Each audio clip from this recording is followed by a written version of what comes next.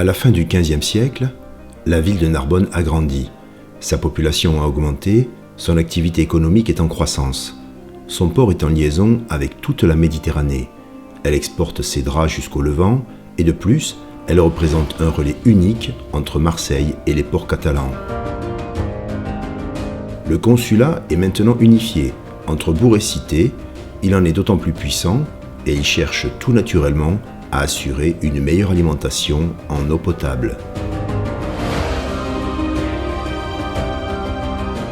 Cette eau, bien que calcaire, est d'une qualité acceptable pour une ville réduite à utiliser l'eau du fleuve et l'eau des puits.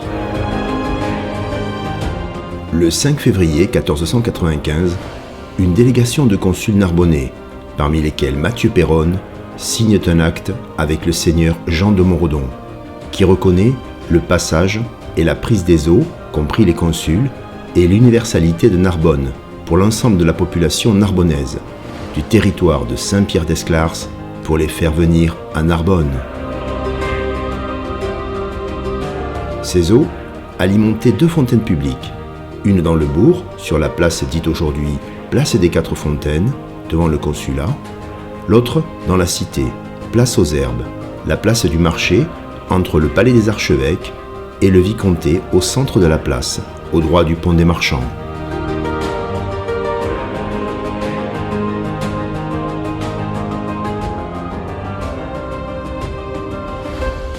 En échange, les consuls reconnaissent tenir les ponts et les passages de l'eau du Seigneur, à la servitude d'une paire de gants de la valeur de 2 sols 6 deniers, geste qui évoque la cérémonie féodale de l'hommage dû à celui qui accorde un avantage à son vassal.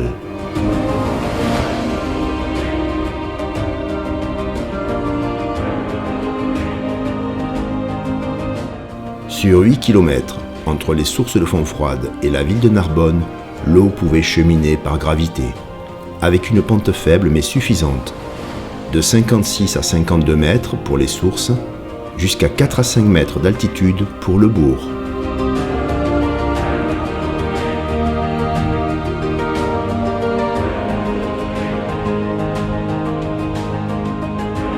Un aqueduc souterrain conduisait l'eau jusqu'à la ville, où elle entrait à hauteur de la place des Pyrénées, dans une courte rue qui a gardé le nom de rue de l'Aqueduc.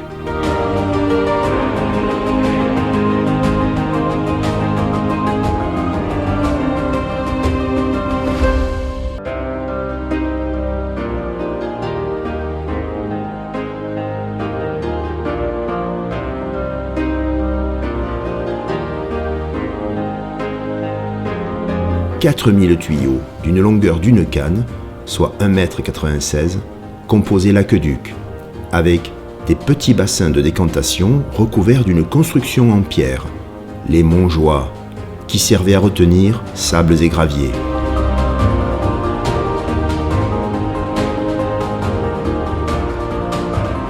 Parfois, 3 marches permettaient aux sourciers d'y descendre facilement. Une ouverture étroite, du côté du vent, assurait une aération nécessaire en été. Une porte métallique fermait l'ensemble de la Montjoie.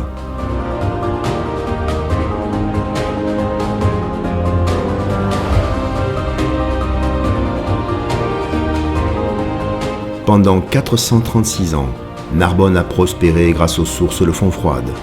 Et en 1931, la commune de Montredon racheta pour 297 000 francs l'aqueduc, les 3 sources et les Montjoie. Le 3 mai 2023, le préfet de région a inscrit ce patrimoine d'exception aux monuments historiques. Il convient de le protéger contre les ravages du temps et des hommes. Une histoire à suivre.